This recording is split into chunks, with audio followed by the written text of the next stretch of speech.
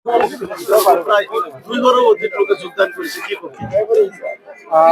কথা আপোনালোক সকলোকে সমাজৰ অত্যন্ত প্ৰহৰী হৈ আপোনালোকে কাম কৰি আছে। মই চামগুৰি ৰূপহী আটাইকেইগৰাকী উপস্থিত থকা সাংবাদিকক নতুন বছৰৰ শুভেচ্ছা জ্ঞাপন কৰিছোঁ। আৰু চামগুৰি সমষ্টিটো জানে অসম গণ পৰিষদত এসময়ত দুৰ্গ আছিলে। ইয়াৰ পৰা আমাৰ বিধায়ক জিকিছিলে। মিত্ৰতাৰ সূত্ৰে উপ নিৰ্বাচনত এই সমষ্টিটোত আমাৰ যুৱ নেতা দীপৰঞ্জন শৰ্মা বিজয়ী হৈছিল।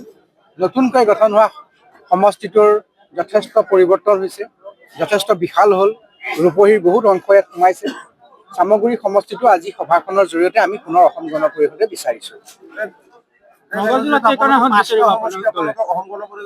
নহয়, চাওক, নগাঁও জিলাখনত আচলতে আমাৰ সমষ্টি আছিল ৮টা। পুনৰ সমষ্টি পুনৰ নিৰ্ধাৰণৰ পিছত 7টা হ'ল।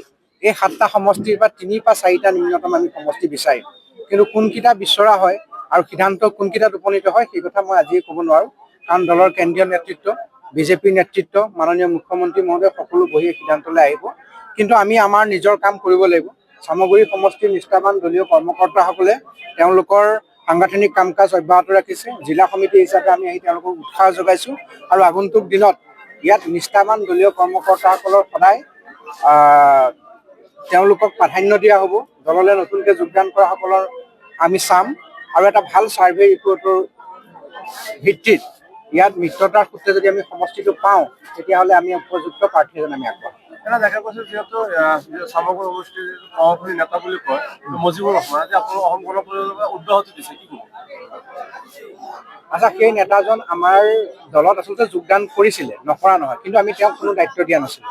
তেওঁ অকৰ্তৃত্বশীল হিচাপে দলৰ কথা বতৰা যেতিয়া কৈ ফুৰিব, এই দল বিৰোধী নীতিৰ কাৰণে তেওঁক আজি আমাৰ ফালৰ পৰা দলৰ ফালৰ পৰা আজি প্ৰেম পত্ৰ দি তেওঁক বিদায় দিয়া হৈছে। ঠিক আছে। ব্ৰহ্মপুৰৰ পৰা আপুনি টিকেট বিচাৰিব নেকি? চাওক, আমি দলৰ দায়িত্বত আছোঁ। ব্ৰহ্মপুৰটো আমাৰ পুৰণা সমষ্টি, তাত শিপাও আছে, ভেটিও আছে, দলৰ ঘৰো আছে। সেইকাৰণে সেই সমষ্টিটো আমি পুনৰ বিচাৰিছোঁ আৰু কাক দিয়ে দলে সেইটো দলৰ সিদ্ধান্ত হ'ব।